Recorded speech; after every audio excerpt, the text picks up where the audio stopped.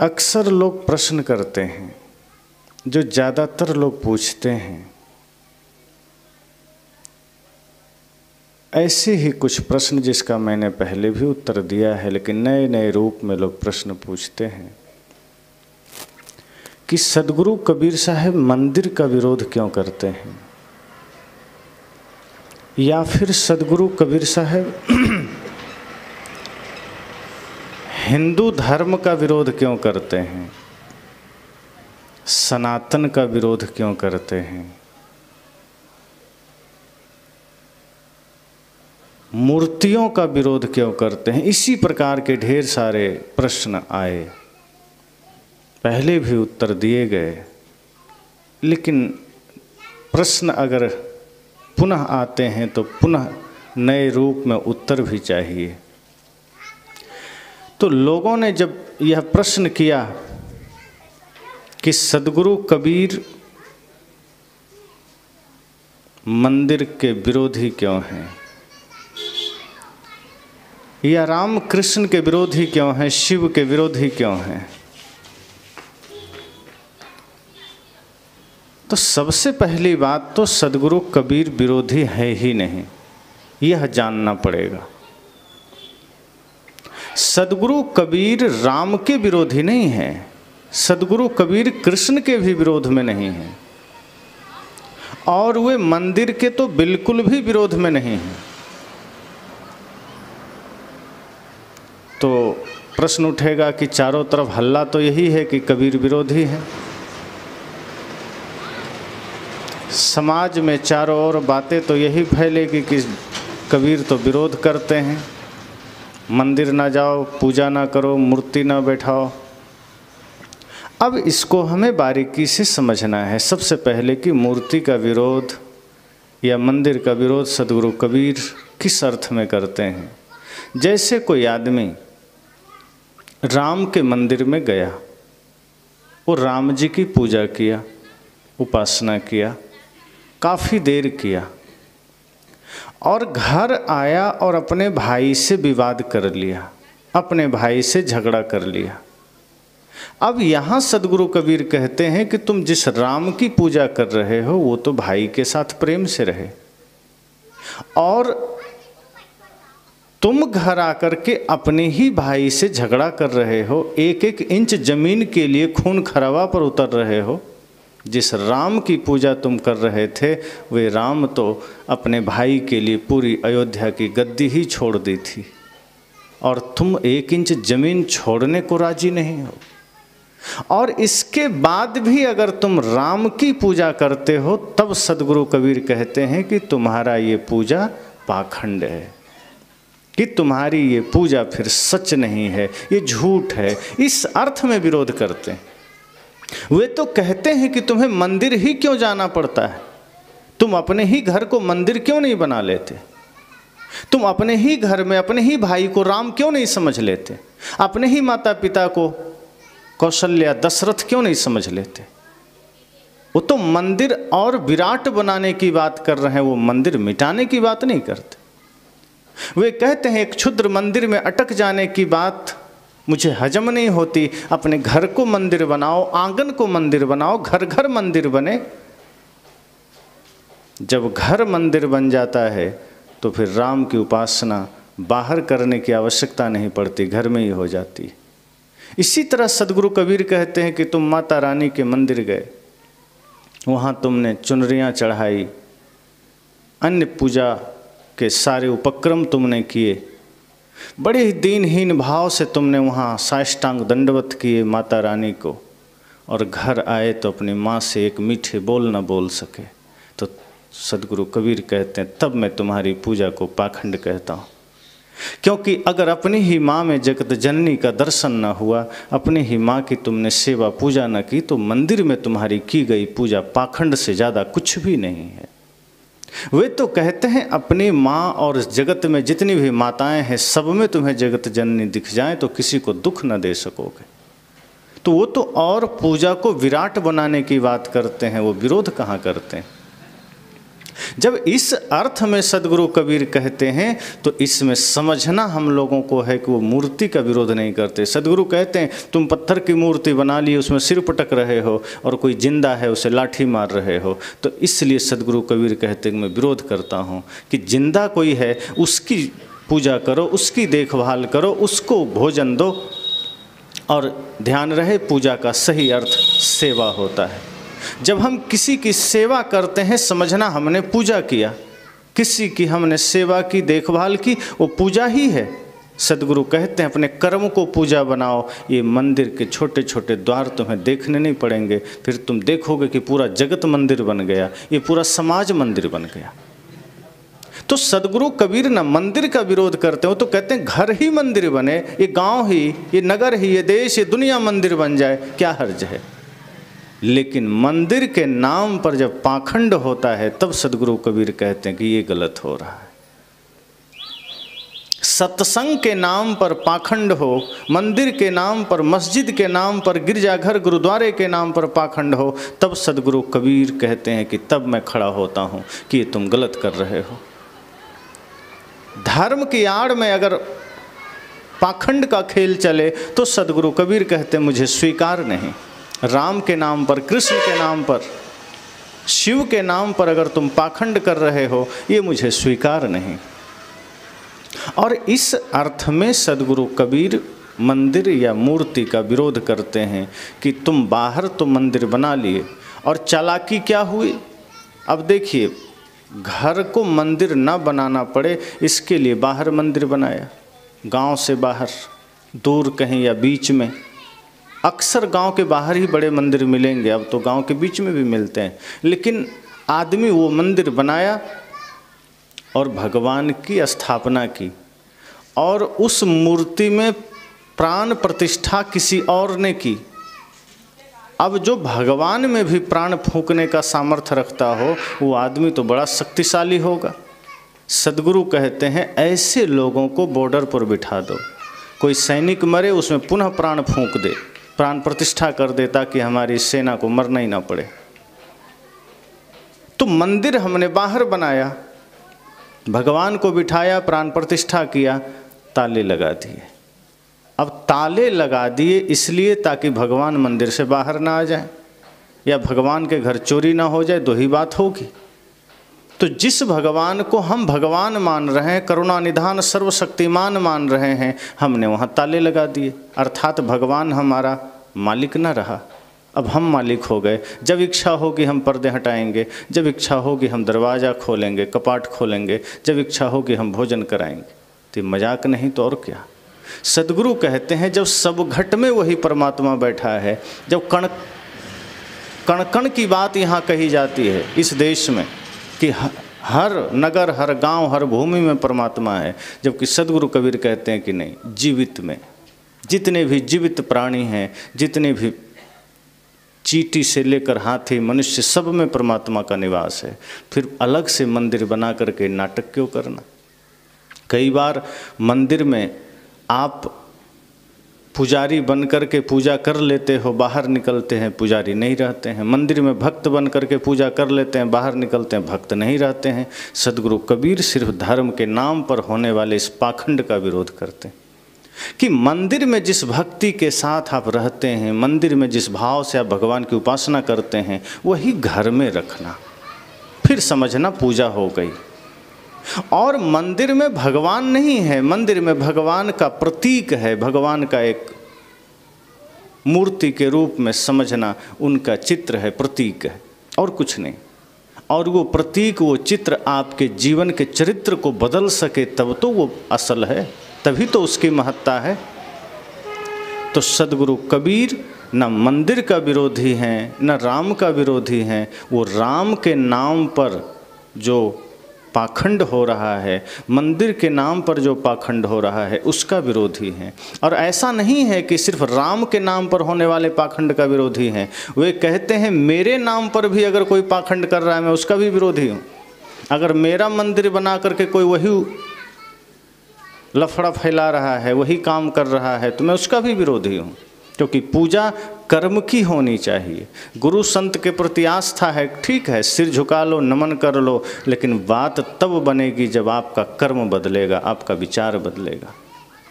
तो सदगुरु कबीर के बारे में यह जानना है कि सदगुरु कबीर कभी भी हिंदू विरोधी नहीं है, सनातन विरोधी नहीं है, मंदिर विरोधी नहीं, मस्जिद विरोधी नहीं। वे सिर्फ कहते हैं कि जो चीज़ें इंसानियत के विरोध में खड़ी होगी, जो चीज़ें मानवता के विरोध में खड़ी होगी, मैं उसका विरोध करूँगा।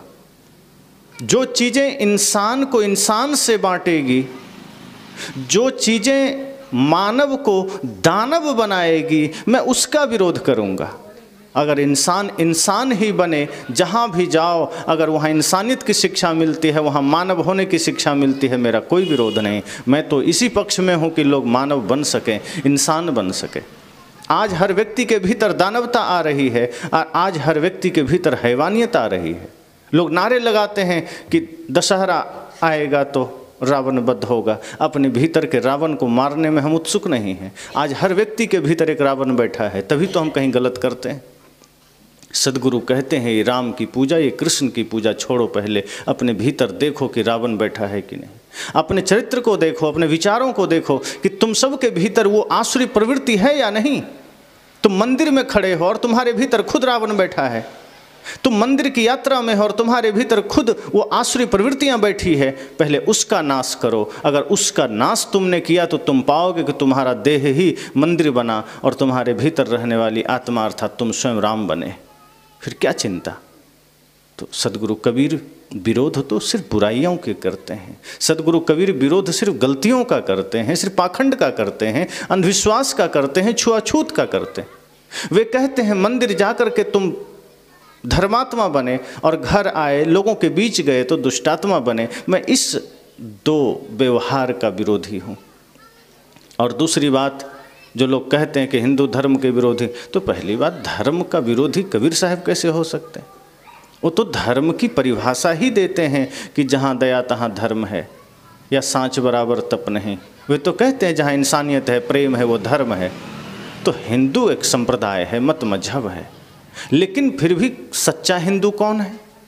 कबीर साहब विरोधी सच्चा हिंदू के नहीं है, ढोंगी हिंदुओं के विरोधी हैं, जो हिंदू का खोल पहने हैं, हिंदू हैं नहीं।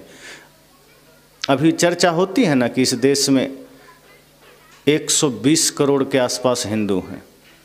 आप जरा 1 लाख दिखा दो, कौन हिंदू, किसके खान पान ठीक हैं।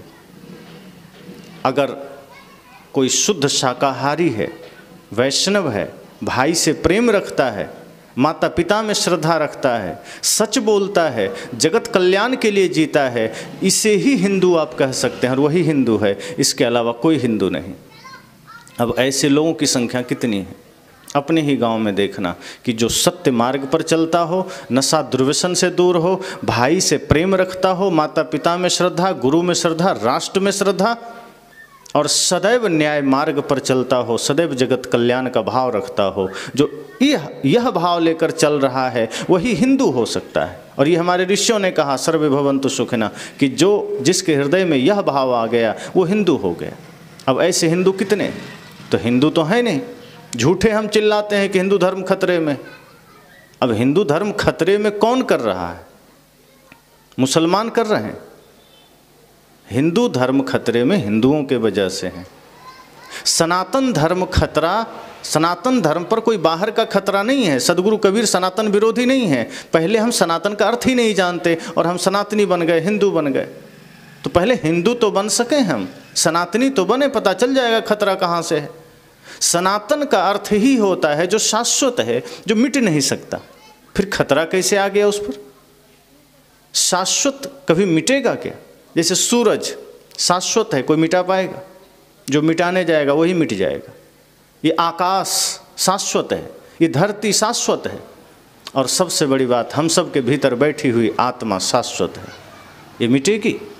कृष्ण तो कहते हैं नैनन छिंदन्ति शस्त्राणि नैनन दहति पावका न चैनम कलेद्यन्त्यापो न शोष्यति मारुता, कि आत्मा को शस्त्र नहीं काट सकते, हवा, अग्नि, पानी, कुछ भी उसको कुछ नहीं कर सकता। यह अखंड है, अविनाशी है। फिर शाश्वत सनातन मिटेगा कैसे? एक आदमी ने कहा कि मैं सनातन के लिए लड़ रहा हूँ। मैं कहा क्यों, सनातन में लड़ क्यों रहे हो? कहा सनातन खतरे में है। मैं कहा कहाँ? कहा लोग हमला कर रहे हैं। मैं कहा आपके हृदय में सनातन है? सबसे पहले यह सोचो कि क्या आप सनातनी बन पाए? सनातन हमारे हृदय में उतरा नहीं, हमारे आचरण में उतरा नहीं, और हम सोचते हैं कोई दूसरा खतरा बन रहा है। सनातन या हिंदू धर्म के खतरे हमसे हैं, किसी दूसरे से नहीं हैं। आज हमारे हृदय में न सत्य है, न क्षमा है, न भक्ति है, न सेवा है, न अहिंसा है, तो सनातन कहाँ है? यही सनातन होने का लक्षण है कि जिसके हृदय में अहिंसा है, जिसके हृदय में प्रेम है, जिसके हृदय में राष्ट्रभक्ति है, माता पिता गुरु की भक्ति है, वो सनातनी है। और ये हृदय में नहीं है तो सनातनी ही नहीं है। तो सनातन का तो हमने बेड़ा गर्क किया, दूसरे ने तो नहीं किया। सनातन को खतरा हमसे है, हमने उसे धारण नहीं किया तो सनातन मिटता जा रहा है। जैसे लोग कहते हैं ना इंसानियत मिट रही है, मानवता मिट रही है, तो कहाँ मिट रही है? आदमी दानव बन रहा है तो मानवता मिट रही है। मानवता कोई अलग से थोड़े चीज रखी है जो मिट रही है। इंसान इंसान ना रहा तो इंसानियत मिट रही है, आदमी आदमी ना रहा तो आदमियत मिट रही है। यही तो बात है सनातन के लिए कि सनातन के लक्षण हमारे जीवन में ना रहे, सनातन मिट रहा है। हम अपने आचरण से हीन हो रहे हैं, सनातन मिट रहा है। सनातन को अगर जागृत रखना है, अर्थात सनातन शब्द जब भी आता है आप समझ लें वहाँ सत्य है, अहिंसा है, प्रेम है, करुणा है, उसका स्वरूप यही। यह जगत में जो कुछ भी आप देखते हैं ये भी सत्य है, आप भी सत्य हैं, अर्थात आत्मा सत्य है। तो आत्मा को भी हम सनातन कहते हैं और मूल में इसी को सनातन कहा गया। और आत्मा का स्वरूप क्या है? जैसे सूरज है तो उसका स्वरूप है उष्णता, आग, गर्मी, जलाना, उसका ये स्वभाव है। इसी तरह वायु है, हवा है, तो हवा का स्वभाव है कोमलता, प्राणवायु, लोगों को जीवन देना। और जल का है शीतलता, जल का स्वभाव शीतल है। किसी भी अवस्था में आप देख लें, जल को आप गर्म भी कर दीजिए वो शीतल ही रहता है, उसका मूल स्वभाव कभी मिटता नहीं है। जैसे जल को आप 100 डिग्री तापमान पर गर्म कर दीजिए तो स्पर्श करने पर तो लगेगा कि ये गर्म है, हाथ जल जाएगा, लेकिन उसके भीतर विद्यमान जो शीतलता है वो मिटती नहीं है। और इसका प्रमाण यह है कि कहीं आग लगी हो और खौलता हुआ उबलता हुआ पानी डाल दीजिए तो भी आग बुझ जाएगी, क्योंकि आग पानी से बुझता है और पानी में शीतलता मौजूद है, भले ही हम छूने से गर्मी महसूस करें। इसी तरह आत्मा का स्वभाव सत्य है, अहिंसा है, प्रेम है, करुणा है, और ये जिसमें है वो सनातनी है। तो सनातन आत्मा है जिसमें प्रेम है, सत्य है, अहिंसा है, वो सनातनी। अब सोचिए कौन सनातनी और कौन खत्म कर रहा है सनातन को? तो सदगुरु कबीर विरोधी नहीं है, सदगुरु कबीर सनातन के सच्चे सिपाही हैं। वो तो चाहते हैं कि सबके हृदय में सनातन जागृत हो जाए। वे तो चाहते हैं सभी भक्ति के मार्ग में चलें, अर्थात सनातनी बने, सभी प्रेम के मार्ग में चलें, अर्थात सनातनी बने। वो कहाँ कह रहे हैं कि तुम रावण बन जाओ। सनातन विरोधी तो वो तब होते जब कहते नहीं नहीं तुम लोग धर्म छोड़ दो, पाप करो, तुम माता पिता को लात मारो। ऐसा कहे क्या? कबीर साहब ने कहीं कहा मांस मछली खाओ, भाई से झगड़ा करो। इसका मतलब है कि वो सनातन के विरोधी नहीं है। उन्होंने कहीं नहीं कहा कि भाई से जितना हो सके रोज झगड़ा करो। सास बहू में झगड़े का समर्थन तो नहीं करते कि पति पत्नी में रोज झगड़ा करो, और हो रहे हैं। तो जो झगड़े हो रहे हैं उसका कारण सदगुरु कबीर नहीं है, वो तो रोकना चाहते हैं। वो तो कहते हैं झगड़ा हो ही नहीं, प्रेम बना रहे जीवन में।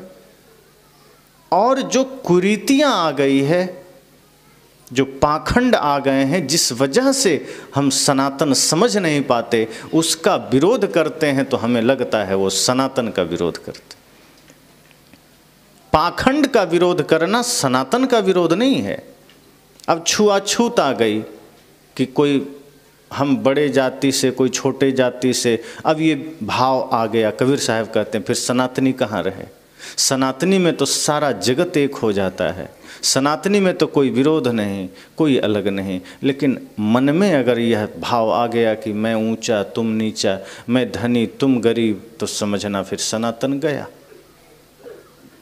तो सदगुरु कबीर तो सनातन के सच्चे स्वरूप को समझाते हैं। वो तो कहते हैं राम के आचरण उतार लो तुम सनातनी हो जाओगे। तो पूजा तुम राम की कर रहे हो, आचरण रावण का है और कहते हो मैं सनातनी हूं। पूजा राम की है तो आचरण भी राम की ही हो। पूजा कृष्ण की है, आचरण कंस का है। कंस भी अपने पिता को सिंहासन से उतार करके जेल में डाल दिया और खुद राजा बन गया। आज कितने बच्चे ऐसा करते हैं, पिताजी को साइड कर देते हैं, हम ही मालिक, और कहते हैं हम सनातनी हैं। तो सनातनी कोई डिग्री है कि 2 साल 3 साल पढ़ के प्राप्त कर लेंगे, कि हिंदू समाज में जन्म हो गया तो हिंदू हो गए, सनातनी हो गए, क्या है? ऐसा नहीं। मान लीजिए किसी का जन्म हिंदू परिवार में हुआ तो इस वजह से वो हिंदू हो गया? नहीं, साहब कहते हैं नहीं, जन्म लेने से आप सिर्फ एक शक्ल आदमी का लेकर आ गए, अक्ल भी आदमी का नहीं आया, तो आप हिंदू नहीं हैं, आप सनातनी नहीं हैं। जैसे पिता के नाम में टाइटल जुड़ा हो, शर्मा जी, तो बेटा के नाम में क्या जुड़ेगा? शर्मा जी, तो जाति तो जुड़ जाएगी।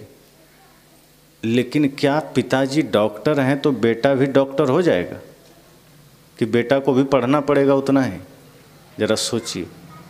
पिताजी सेना में हैं तो बेटा क्या डायरेक्ट सेना में चला जाएगा कि नहीं हम भी सैनिक हो गए, पिताजी सैनिक हैं? यहाँ आपको अपने कर्तव्य से, अपने मेहनत से उस पद को पाना पड़ता है। आपको भी डॉक्टरी पढ़नी पड़ेगी, चाहे 4 साल 6 साल 8 साल आप जब पढ़ेंगे आप डॉक्टर बनेंगे। पिताजी के पढ़ाई, पिताजी के लिए डॉक्टर का काम किया, आपको भी पढ़ना पड़ेगा। सदगुरु कहते हैं ऐसे ही सनातन होने की साधना आपको भी करनी पड़ेगी, हिंदू होने का तप आपको भी करना पड़ेगा। आप करेंगे तो आप हिंदू बनेंगे। और राम जी का आचरण सिर्फ उतर जाए समाज में तो समाज सनातनी बन जाएगा। आचरण ही तो नहीं उतरता। राम जी के लिए क्या थी दिनचर्या? प्रातः काल उठ के रघुनाथा, मात पिता गुरु ना वही माथा। राम जी सुबह उठते थे, ब्रह्म मुहूर्त में माता पिता गुरु के चरण स्पर्श करके आशीर्वाद लेते थे। आज के बच्चे कहते हैं प्रातः काल उठ के रघुनाथा, मात पिता गुरु मारे ही लाता, तो हो गया सनातनी। जो रावण का आचरण है और सोच रहे हैं हम सनातनी हैं और हम सनातन के लिए लड़ेंगे, और कबीर साहब को गाली दे रहे हैं कि नहीं कबीर तो हिंदू विरोधी हैं। कबीर हिंदू विरोधी नहीं है, कबीर सनातन विरोधी नहीं है। उस सनातन के सच्चे स्वरूप को रख रहे हैं कि नहीं सनातन इतना पवित्र है कि इसकी पवित्रता का मान रखो। जो इसमें छल आ गया, कपट आ गया, जातिवाद आ गया, छुआछूत आ गया, सिर्फ कबीर साहब उसे हटाना चाहते हैं। समाज से वो सारी गंदगी को दूर करना चाहते हैं कि यह भारत पुनः अपने संस्कृति, अपनी सभ्यता, अपने नैतिक मूल्यों को धारण कर सके। पुनः एक भाई अपने भाई में राम का दर्शन कर सके, पुनः एक बहू अपने सास में माँ का दर्शन कर सके, पुनः एक पड़ोसी अपने पड़ोसी में देवत्व का दर्शन कर सके। ये सदगुरु कबीर चाहते हैं। और ये चाहने में अगर कुछ मान्यताएं कट जाती है तो लोग समझ जाते हैं कबीर साहब विरोध कर रहे हैं। तो विरोध तो वो पाप का कर रहे हैं। क्या आप नहीं चाहते कि आपका घर मंदिर बने? आप भी चाहते हैं। आप नहीं चाहते आपके जीवन में शांति बनी रहे? आप भी चाहते हैं। आप भी चाहते हैं आपके बच्चे राम की तरह बने। कोई है जो यहाँ चाहते हैं नहीं हमारा बेटा रावण की तरह भी बने तो कोई हर्ज नहीं। आप भी चाहते हैं आपका बच्चा अब्दुल कलाम बने, कोई नहीं चाहता होगा बेटा लादेन बन जाए। आप भी चाहते हैं आपका बेटा भगत सिंह बने, बेटियाँ लक्ष्मीबाई की तरह, मीराबाई की तरह बने, माँ सीता की तरह बने। आपके भीतर भी ये उत्कंठा है, आकांक्षा है। यही सदगुरु कबीर चाहते हैं कि हमारा जो देश है, हमारा जो सनातन धर्म है, वो ऐसा ही आचरण संपन्न बने। आचरण भ्रष्ट जीवन बन करके ऊपर से सनातन का चादर ओढ़ करके हम क्या करेंगे? भीतर से ढोंग है, बाहर से हमने ध्यान तप संत संप्रदाय का एक पर्दा लगा लिया। ध्यान का पर्दा ही तो है, सत्संग का पर्दा है, धर्म का, कथा का पर्दा है, भीतर से सब उटपटांग चीजें चल रही। बाहर मंदिर का पर्दा है ताकि लोग धार्मिक समझें, भीतर तो कबाड़खाना है। पर्दे हमने धर्म के लगा लिए, भीतर काम अधर्म के हो रहे हैं।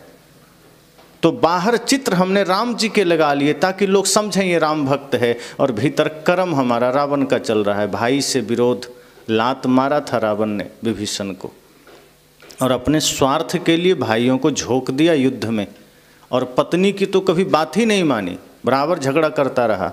और तो और माता पिता को भी लताड़ा, गुरु की भी बात नहीं मानी, अपने किसी कुल खानदान की बात नहीं मानी, पर स्त्री पर कुदृष्टि किया सो अलग, मांस मछली मदिरा का सेवन किया सो अलग। और आप देखिए कि ब्राह्मण कुल में जन्म लेने वाला वो रावण, चारों वेदों का ज्ञाता, शिव जी का परम भक्त, लेकिन जीवन में बुराइयां आई तो राक्षस बन करके राम के हाथों मारे गए। और हम वही सारे बुराइयों को ओढ़ करके हम सनातनी बने रहना चाहते हैं, और हम राम का भक्त भी बने रहना चाहते हैं। सदगुरु कहते हैं ये संभव नहीं। आपको पहले निर्मल बनना होगा। मुख से कोई हिंदू नहीं बनता। हिंदू के लिए आप हिंसा तो छोड़िए, और हिंसा सिर्फ किसी को मारना ही नहीं होता। हिंसा 3 प्रकार की है, मन से, वचन से और तन से।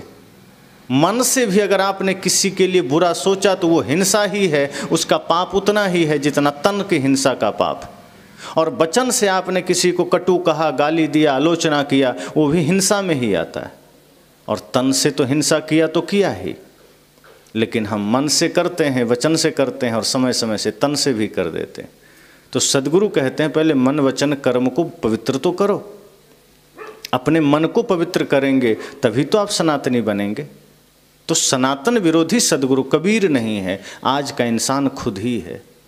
खुद ही हिंसा के मार्ग पर चलता है, खुद ही पाखंड के मार्ग पर चलता है। अपने परिवार को परिवार कहाँ समझ रहा है। दुनिया तो छोड़ दीजिए, आदमी गांव घर समाज को क्या अपना मानेगा, अपने घर में ही विरोध लिए बैठा है। कौन ऐसा घर है जहां भाई भाई में इतना प्रेम हो? कोई विरला निकल आएगा, बहुत कम। अगर एक गांव में 1000 घर होगा, उसमें से 2 4 5 घर निकलेंगे जो कह सकेंगे सीना ठोक के कि नहीं, हम आज भी वही परंपरा में जीते हैं, कि नहीं मेरा भाई नहीं, मेरा भगवान है, मेरा राम है, मेरा भरत है। माँ में वही आस्था, वही श्रद्धा, वही भाव, गुरु में उतनी ही आस्था, राष्ट्र के प्रति उतना ही समर्पण, समस्त समाज के प्रति वही भाव। ऐसा कहकर जीने वाला कितने कम लोग हैं। फिर हम सनातनी कहाँ से हुए? सदगुरु कबीर अगर समस्त सद्गुणों को हमारे जीवन में उतारना चाहते हैं, इसका मतलब यही है कि वो हमें सनातनी ही बनाना चाहते हैं, हम हैं नहीं। और जो नहीं है वही ज़्यादा चिल्लाता है कि कबीर साहब विरोधी। एक शंकराचार्य तो बोल रहे थे कि जो लोग गंगा में नहाने से पाप कटना नहीं मानते हैं, उनको कुंभ मेले में नहीं आना चाहिए, छावनी भी नहीं लगाना चाहिए। उनका इशारा इधर ही था, कबीर साहब जैनियों के तरफ, जैन समाज, बौद्धिस्ट समाज और कबीर पंथ के तरफ, और थोड़ा सा आर्य समाजियों के तरफ। तो आप समझिए कि शंकराचार्य पर बैठा हुआ व्यक्ति ये कह रहा है कि गंगा में नहाओगे तो पाप कट जाएंगे, तो आदमी पाप करना छोड़ेगा क्या? अगर वह यह कह दे, क्योंकि वो तो हिंदू धर्म में सर्वोच्च पद पर बैठा है, वो जो कहेगा लोग मानेगा। अब वो कह रहा है कि नहीं गंगा में तुम नहा लो तो पाप कट जाता है, इसका मतलब वो खुद से सनातन का नाश कर रहा है, वो खुद हिंदू धर्म का विरोध कर रहा है। बल्कि उन्हें तो सही ज्ञान देना चाहिए कि नहीं, गंगा में नहाओगे, एक आस्था है, हम माँ मानते हैं, और माँ मानने के पीछे का विज्ञान यही है कि पहले ये नल जल योजना नहीं थी, पहले ये कुआं आदि नहीं थे, तो संपूर्ण सृष्टि की प्यास उसी गंगा नदी से अर्थात नदियों से बुझा करती थी, और जिससे हमें जीवन मिलता था हमने उसे माँ का दर्जा दिया, उससे हमें जीवन मिलता था, हम जीते थे उससे, इसलिए हमने उसको माँ का दर्जा दिया। और आज हमने माँ को इतना गंदा कर दिया है और फिर भी हम अगरबत्ती घुमा रहे हैं, तो इससे थोड़े कुछ होगा। सदगुरु कबीर गंगा का भी विरोधी नहीं है। वो कहते तुम गंगा में जाके डुबकी लगा रहे हो और शहर का सारा कचरा तुम गंगा में डाल रहे हो, तुम कहते हो गंगा मेरी माँ है। जिन देशों में नदियों को कोई माता पिता नहीं मानता, वहाँ उसके पानी पीने योग्य हैं, और तुम्हारे यहाँ के नदियों में नहाने योग्य भी नहीं रह गए अपन। तो पूजा ही करनी है तो गंगा को साफ रखो, और डुबकी लगाने से पाप नहीं कटते। हाँ, पानी साफ रखोगे तो शरीर के मैल धुल जाएंगे, शरीर आपका साफ हो जाएगा, लेकिन मन का मैल सत्संग में धुलेगा, ज्ञान गंगा में धुलेगा। अगर मन में गंदगी है, मन में पाप है, वो गंगा में नहाने से नहीं कटेगा। पाप कर्म छोड़ेंगे, अधर्म करना छोड़ेंगे, उसके बाद गुरु संत के संग में, सत्संग में आएंगे, तब मन का मैल धुलेगा, मन का विकार धुलेगा। लेकिन अब गद्दी में बैठे हैं, वो कह रहे हैं नहीं गंगा में नहाओ पाप कट जाता है। अब जो आदमी पाप करता होगा, शराब पीता होगा, हिंसा करता होगा, वो तो सोच लिया होगा कि 1 साल जितना पाप किया या 12 साल जितना पाप जमा हुआ मेरे झोली में, अभी जाके नहा लेंगे, सब कट जाएगा, फिर पाप शुरू करेंगे, फिर काट लेंगे जाके। तो पाप रोकेगा नहीं, वो पाप कर्म छोड़ेगा नहीं, वो करता जाएगा करता जाएगा। जबकि हमारे शास्त्र तो यही कहते हैं कि नहीं पाप कर्म छोड़ो। गीता भी यही कहती है, रामायण भी यही कहता है कि मन के मैल धो, मन को मैल खत्म करो, मन के कचड़े को खत्म करो, कपट दूर करो, छल दूर करो। ये तो रामायण कह रही है। निर्मल मन जन सो मोहि पावा, मोहि कपट छल छिद्र न भावा। राम जी कह रहे हैं कि जिसका मन निर्मल है, मन पावन है, वही मुझे पाएगा, वही मेरा भक्त है। अब यहाँ कह रहे नहीं नहीं तुम कुछ नहीं, जो करना है करो, गंगा में नहा लो, पाप कट जाएंगे। तो सदगुरु कबीर इसी अंधविश्वास का खंडन करते हैं, इसलिए लोगों को पचते नहीं। सदगुरु कबीर का विरोध ही हम इसलिए करते हैं कि हमें कुछ भी अच्छा करने की ज़रूरत नहीं, जो हम करते हैं, जैसे पाप करते हैं करते रहें, बस नाम जप करें, हमारा काम बन जाए। कि कोई गुरु हमें जड़ी दे दे और हम सीधे स्वर्ग चले जाएं। सदगुरु कबीर इस पाखंड का विरोध करते हैं कि नहीं, जीवन में धर्म का आचरण तो चाहिए। अगर आप चाहते हैं कि आप सनातनी बने तो आप राम जी का आचरण उतार लीजिए, आप सनातनी बन जाएंगे। आप कृष्ण जी का आचरण उतार लीजिए, परम योगी बन जाइए। शिव जी की तरह परम ध्यानी बन जाइए। राम जी की तरह मर्यादा पुरुषोत्तम बन जाइए। माता सीता की तरह बन जाइए, आप सनातनी हो गए। लेकिन व्रत करेंगे, तमाम तरह के व्रत करेंगे, एकादशी व्रत करेंगे, पूनम व्रत करेंगे, पर माता सीता का आचरण नहीं धारण करेंगे। माताओं के लिए सदगुरु कबीर कहते हैं कि आपके लिए आपका सबसे बड़ा व्रत एकादशी नहीं है, सोमवार का व्रत नहीं है, ये पूर्णिमा का व्रत नहीं है। माता सीता ने कोई एकादशी नहीं की थी। जब वो चल रही थी तो उनकी माँ ने समझाया था कि बेटी तुम्हारे लिए जीवन में ध्यान रखना कि अब तुम राम जी के साथ जा रही हो, ससुराल जा रही हो, तुम्हारे लिए तुम्हारे जीवन में अब एक ही व्रत है। कहा क्या? एक ही व्रत, एक धर्म नेमा, काय वचन मन पति पद प्रेमा। माता सीता को ये समझाया गया कि अब एक ही धर्म है तुम्हारा, एक ही व्रत है कि अब जाना और श्री राम के चरणों में अपना प्रेम रखना, यही पत्नी के लिए सबसे बड़ा धर्म और व्रत है। लेकिन पति राम की तरह होना चाहिए। ऐसा नहीं कि कोई रावण बना बैठा है और फिर भी पत्नी जो है सीता बनी बैठी रहे, तो दिक्कत हो जाए। इसलिए यहाँ पतियों को खुश होने की जरूरत नहीं है कि पत्नी के लिए इतनी बड़ी बात कही गई, पति भी राम बने। अगर पत्नी धर्म पत्नी है तो पति भी धर्मपति बने। अगर पत्नी पति को देव समझती है तो पत्नी को पति को भी पत्नी को देवी समझना पड़ेगा। एक दूसरे में जब परस्पर स्नेह बनेगा, पूजने का भाव बनेगा, श्रद्धा समर्पण बनेगा, सनातनी हो गए। राम जी माता सीता को उतना ही प्रेम भी करते थे, उतना ही पूज्य भाव से देखते थे, हीन भाव से नहीं देखते थे कि बात बात में गाली दे दिया, अपमान कर दिया, कुछ भी कह दिया। लेकिन आज क्या हो गया कि दोनों तरफ से विघटन आया है। नारी समाज में भी, पुरुष समाज में भी सनातन दूर हो गया, हमने खुद दूर किया। पहले कहा जाता था एक ही व्रत, एक धर्म नेमा, काय वचन मन पति पद प्रेमा। आज इतना मामला बिगड़ गया पति पत्नी में कि पति कहे कि पेट खराब है, थोड़ा खिचड़ी बना दो, तो पत्नी कहती है तुम्हारे मर्जी का नहीं बनेगा, तुम जो कहोगे वही बनेगा। आज हलवा बनेगा, अब जिससे और पेट खराब हो जाए। पति कहेगा हलवा बनाओ, नहीं आज खिचड़ी बनेगी, उल्टा चलेगा। तो आज सनातन कहाँ है, व्यवहार में भी बिगड़ गया। इसलिए आज ये फार्मूला बदल गया, आज उल्टा जीवन चल रहा है। एक ही व्रत एक धर्म नेमा, पति मांगे जलपान तो पत्नी जाए सिनेमा, कि नहीं तुम अपना करो जलपान हम तो चले। तो सनातन तो यहाँ बिगड़ रहा है, कौन दूसरा बिगाड़ रहा है?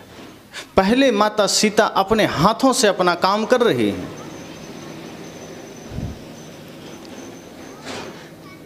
सारा काम खुद से कर रही हैं, सास ससुर की सेवा करती हैं, पति की सेवा करती हैं, और बाद में अपने बच्चों की भी इतनी सेवा की कि उसको योग्य बनाया।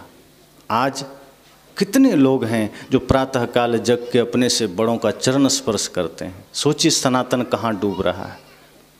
यहाँ से जगाइए सनातन को, यहाँ से बनिए सच्चा सनातनी। अगर आज आप जीवन में यह चीज़ें फॉलो कर लेंगे, अनुसरण कर लेंगे, आपके घरों से सनातन पुनः जागृत होने लगेगा। और सनातन तो वह सूर्य है जिसे कोई मिटा नहीं सकता। आप हृदय में धारण कर लीजिए, आप सनातनी बन जाइए, आप देखेंगे आपके संपर्क में आने वाला धीरे धीरे सब सनातनी बन जाएगा। तो हम बने हुए हैं राक्षस, हम सोचते हैं सनातन कैसे डूब रहा है, हम डुबा रहे हैं। आज घरों में अगर पुनः सास ससुर में माता पिता का दर्शन हो जाए, पति में परमात्मा का, पत्नी में भगवती का दर्शन हो जाए, तो घर स्वर्ग बनेगा। पहले ऐसा था, संयुक्त परिवार था, सास ससुर की सेवा बहुएं करती थी, बेटी बनकर भोजन कराना, समय से उनके एक एक जरूरतों का ध्यान रखना, और शाम को जब विश्राम करने जाते थे तो बहुएं बेटी भाव से सास ससुर को माता पिता समझकर चरण भी दबाते थे। आज वो प्रेम कहाँ है, बहुत कम रह गया है। अब तो सत्संग प्रवचन के प्रभाव से कभी कभार कोई बहू यह संकल्प ले भी लेती है कि चलो आज से हम भी सास माँ का चरण दबा देंगे, लेकिन अब ऐसा कम है। अब गला दबाने वाला परंपरा ज़्यादा आ गया है, पैर दबाने वाला बहुत कम हो गया। अब पैर क्या दबाना है, केवल गला दबाओ, काम खत्म। लेकिन अगर किसी के मन में थोड़ा भाव आया भी कि चलो चरण दबा दें, और चरण दबाने चले भी गए, तो सास सोचती है बड़े दिनों पर आई है, पहली बार आई, दबा नहीं देते। अब बहू सोच रही है कि 5 मिनट दबा ली, सास माँ मना भी नहीं कर रही, अब तो मना कर देना चाहिए। अब सास सोच रही है पहली बार तो आई है, पता नहीं फिर दबाए ना दबाए, आज दबा नहीं देते। और बहू सोच रही कि देखो मना भी नहीं करें, चलो आज आई तो आई, अब आगे से बंद, वहीं बंद हो जाता है। संत कहते हैं दोनों ओर से समर्पण रखो। अगर आपकी सेवा कोई करने आ जाए, हाथ से रोक देना कि नहीं, बस सेवा लेने का भाव ना हो, तब आपकी सेवा हमेशा होती रहेगी। इसका अर्थ इतना ही है कि आप भी उतना ही प्रेम उनको दीजिए, उतना ही श्रद्धा, उतना ही समर्पण दीजिए। चढ़े मत रहिए एक दूसरे पर कि नहीं तुम करो नौकर की भांति। एक दूसरे में समर्पण हो, एक दूसरे में परमात्मा का दर्शन हो, फिर आपकी सेवा होती रहेगी। और जब इस तरह के भाव परिवार में बनेंगे तो आपके बच्चे श्रवण कुमार की तरह होंगे, वो सनातनी होंगे, वो भगत सिंह की तरह होंगे। बच्चियां भी वैसे ही सुशील बनेंगी, आचरण संपन्न बनेंगे। बच्चे की सुंदरता, मनुष्य की सुंदरता उसके कर्म से है। तो सनातनी तो हर व्यक्ति को पहले घर में बनना चाहिए कि आप समय से सोइए, समय से जगिए। आज तो सोना जगना खराब हो गया। आप रात में 12-1 बजे तक सोएंगे, सुबह 8 बजे जगेंगे। किसी से पूछो सूर्योदय कब होता है, आदमी कहता है पता नहीं। आप सूर्योदय ही नहीं देखते, जबकि आयुर्वेद कहता है सूर्योदय से पहले आपके शरीर पर जल पड़ जाना चाहिए, स्नान कर लीजिए। आज इतने रोग क्यों आ रहे हैं? आदमी आज हर कोई बीमार क्यों बना बैठा है? सनातनी होना साधारण नहीं है, हमने खुद से बेड़ा गर्क किया है। आप स्वस्थ रहें, योगमय जीवन जिएं, त्यागमय जीवन जिएं, यही सनातन का स्वरूप है। प्रेममय जीवन जिएं, जगत के लिए जियो और जीने दो का भाव लेकर जिए, यही सनातन का स्वरूप है। सुबह ब्रह्म मुहूर्त में जगिए, संकल्प लीजिए कि माता पिता गुरु की कृपा है जो आज का मैंने पुनः सूर्योदय देखा। धन्यवाद दीजिए, प्रकृति को धन्यवाद दीजिए, एक अहोभाव मन में कि आज पुनः एक सूर्योदय का दर्शन हुआ और आज मुझे सही संकल्प के साथ जीवन की यात्रा करनी है, शुभ संकल्प के साथ करनी है, किसी का दिल नहीं दुखाएंगे, सबसे प्रेम रखेंगे, माता पिता गुरु का आशीर्वाद लेकर उनकी सेवा करते हुए समाज सेवा करेंगे, घर का काम करेंगे, परिवार का काम करेंगे। आप देखिए, ऐसा संकल्प लीजिए, स्नान आदि करके योग करके अपने कार्य में लग जाइए। फिर रात्रि में शाम को घर आइए, पुनः माता पिता गुरु के चरण छूइए। गुरु जी नहीं हैं तो मन ही मन भाव रखिए कि गुरु जी को मेरा प्रणाम, बंदगी, और माता पिता के चरण छूइए, बड़े भाई का चरण छूइए, घर में भाभी हैं उनका चरण स्पर्श करिए। आप जब अपने जीवन में सनातन का स्वरूप उतारेंगे, आपके बच्चे वही सीखने लगेंगे।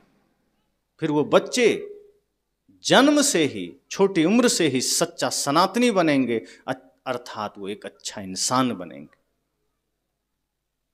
वो परम धार्मिक बनेंगे।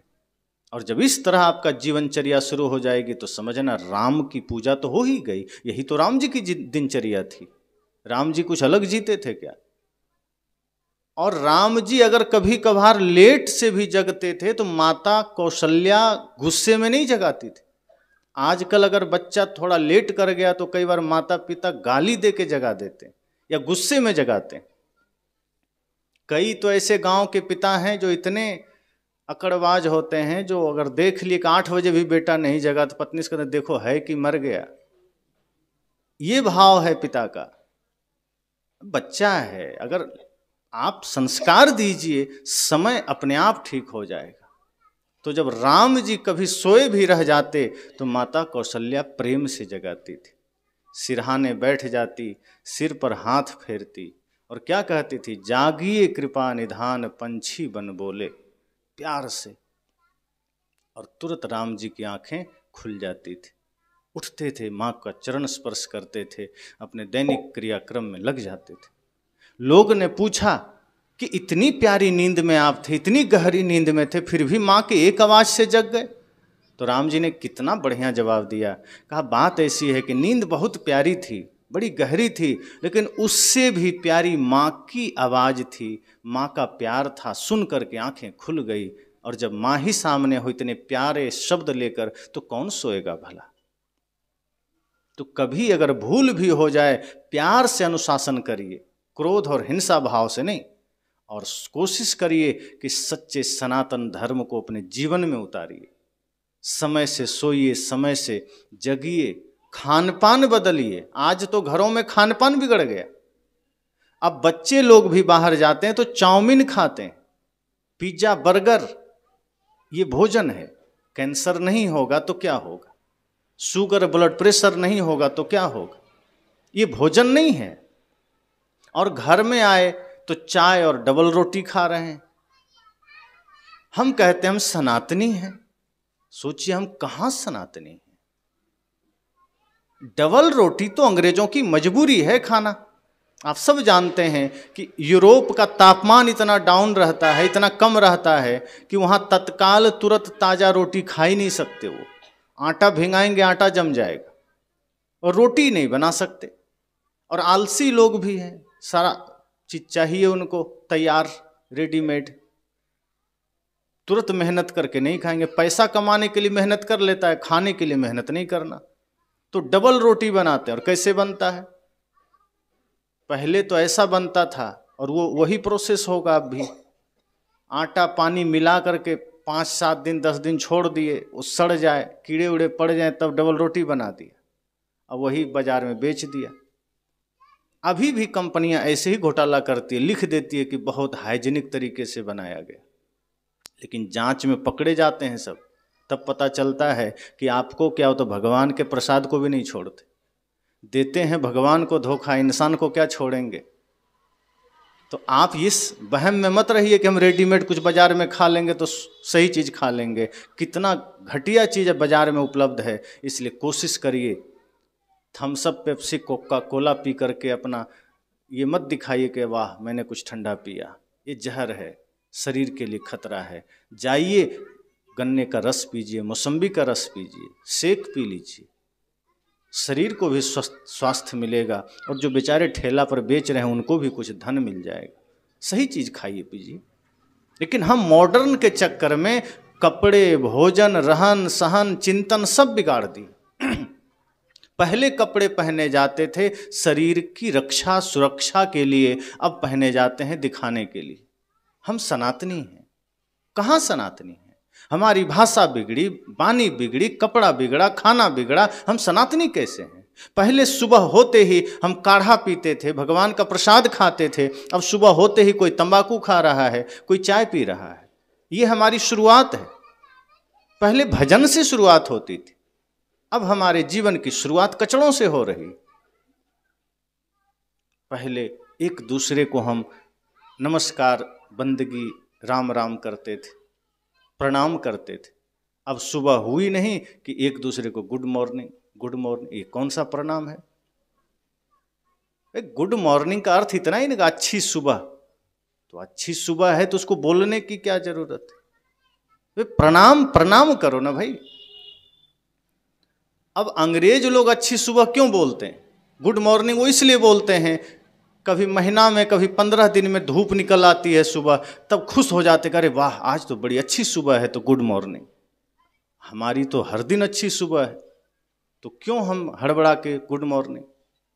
राम राम कर लो, साहेब बंदगी कर लो, प्रणाम ही कर लीजिए, नमस्ते कर लीजिए, हाथ जोड़ लीजिए। तो हम सनातनी तो है ही नहीं, हम सनातन का ढोंग कर रहे हैं। कपड़े बदल गए। आज गर्मी में भी लोग कोट पैंट नहीं छोड़ते हैं, जींस, जो कि हमारा वस्त्र नहीं। वहां ठंडी अधिक रहती है तो लोग को पहनना पड़ता है, यहाँ कोई जरूरत नहीं है, ढीले वस्त्र पहन सकते हैं, फिर भी हम जबरदस्ती लगाए रहते हैं कि नहीं। वो देकर अंग्रेज हमें इतने कचड़े देकर गए कि हम सब रख लिए हम, और वो हमारी अच्छाइयाँ अब ले लिए। वे लोग अब धीरे धीरे सनातन धर्म का अनुसरण कर रहे हैं। रूस में, यूरोप में, अमेरिका में, बहुत से देशों में, दुबई आदि में लोग सनातन धर्म को अनुसरण कर रहे हैं, अर्थात सत्य, हिंसा, प्रेम, करुणा, क्षमा, शील सब अनुसरण कर रहे हैं, भोजन तक को अनुसरण कर रहे हैं। और हम क्या कर रहे हैं? हम सब कुछ छोड़े चले जा रहे हैं। कपड़ा हमारा बिगड़ा, खाना बिगड़ा, बोलचाल बिगड़ा, अभिवादन बिगड़ा, तो वाणी बिगड़ी।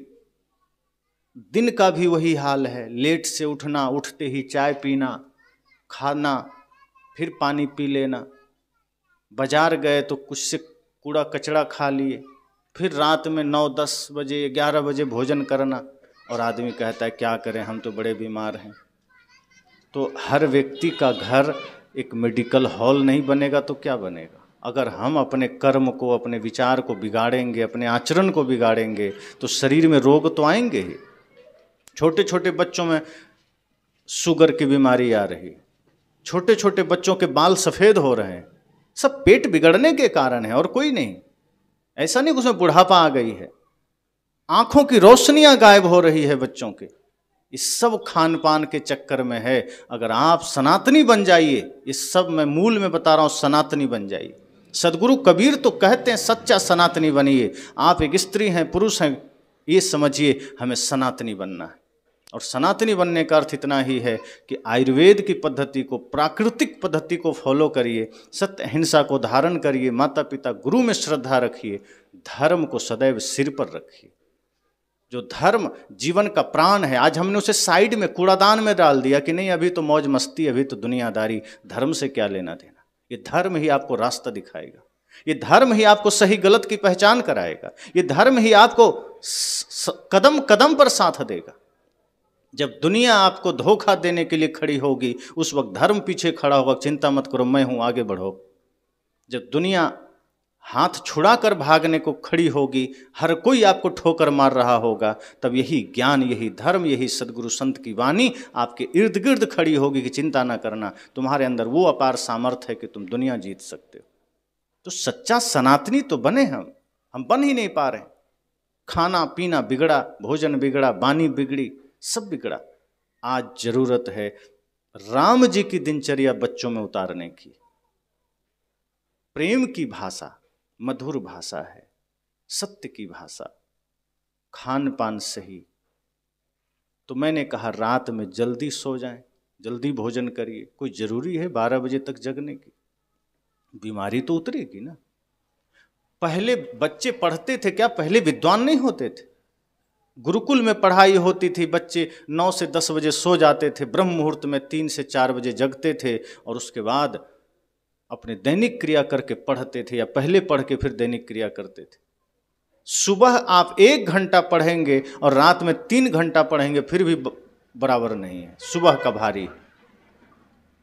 हम लोग घर में थे, दादी 4 बजे जगा देती थी, उठो पढ़ने का समय हो गया। अब पढ़ते थे, अब दिन में खेलते थे, अब वही 1 घंटे की पढ़ाई आज इतना काम आ रही। सुबह की 1 घंटे की पढ़ाई से और कुछ ध्यान से, छोटे समय से हम ध्यान शुरू कर दिए। जब हम 4थी क्लास में थे, गुरुजी की पुस्तक मिली ध्यान क्या है, और हमने उसका अभ्यास शुरू किया। इसका इतना बढ़िया परिणाम मिला कि मेमोरी की क्षमता बढ़ गई। जो चीज़ हम 1-2 बार पढ़ लेते याद हो जाता, और स्कूल में उसका परिणाम आने लगा। तो जब माता पिता खुद संस्कारवान होंगे, वे खुद सनातन धर्म को हृदय में धारण करेंगे, तो घर का वातावरण मंदिर बनेगा। और यदि शब्दों में सनातन है, कर्म में कबाड़ खाना है, तो घर बूचड़ खाना बनेगा, मंदिर नहीं बनेगा। इसलिए मैंने कहा कि न तो सदगुरु कबीर सनातन विरोधी हैं, न हिंदू विरोधी हैं। हम सब खुद ही सनातन विरोधी हैं, हिंदू विरोधी हैं। वो तो हमें सच्चा सनातनी बनाना चाहते हैं, वो तो हमें सच्चा राम भक्त बनाना चाहते हैं, वे तो हमें सच्चा माता भक्त बनाना चाहते हैं, राष्ट्र भक्त बनाना चाहते हैं। बल्कि यूं कहें, सदगुरु कबीर तो हमें सच्चा इंसान बनाना चाहते हैं। वे तो कहते हैं तुम इंसान बन जाओ पहले, फिर तुम ही भगवान हो, तुम ही विद्वान हो, तुम ही सब कुछ हो। इसलिए संत जन कहते हैं, भक्त या विद्वान कवि, भगवान पंडित मौलवी। भक्त या विद्वान कवि, भगवान पंडित मौलवी। जो भी बनना बाद में, पहले बनो तुम आदमी। आदमी के शहर में मैं ढूंढता हूँ आदमी। आदमी के शहर में ही खो गया है आदमी। आदमी के शहर में मैं ढूंढता हूँ आदमी। संत कहते हैं कि आदमी के शहर में आदमी ही खो गया, कोई आदमी नहीं, सकल आदमी का। अर्थात सनातनी बन जाना तो आदमी हो गए, आदमी हुए तो सनातनी हो गए। बाहर सब कुछ हमारी इच्छा है, ये कर लूँ वो कर लूँ। संत कहते हैं पहले जीवन की पद्धति को समझिए, आप अपनी मूल धारा में लौटिए, अपनी संस्कृति में आइए। नर हो नारी हो, ये समझिए कि ये जीवन तो एक दिन विराम हो जाएगा, मृत्यु सामने खड़ी होगी, क्या बताओगे क्या किया।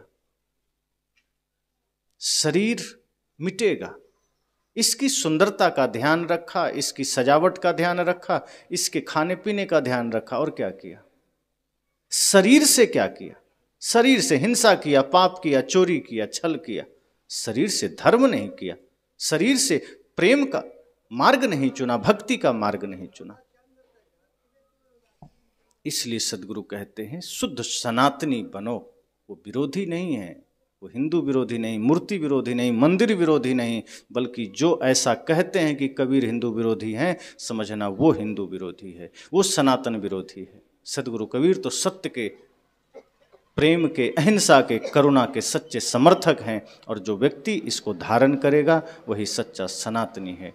तो बहुत बहुत शुभकामनाएं कि हम सब यह संकल्प ले सकें कि यह सत्संग हमें सच्चा सनातनी बना सके, सच्चा हिंदू बना सके, अर्थात सच्चा इंसान बना सके। यही प्रयास सत्संग का है, और इसके लिए हर घर को मंदिर बनाने की ज़रूरत है, हर गांव को मंदिर बनाने की ज़रूरत है। यही सदगुरु कबीर की पुकार है, यही सदगुरु कबीर का उपदेश। बस।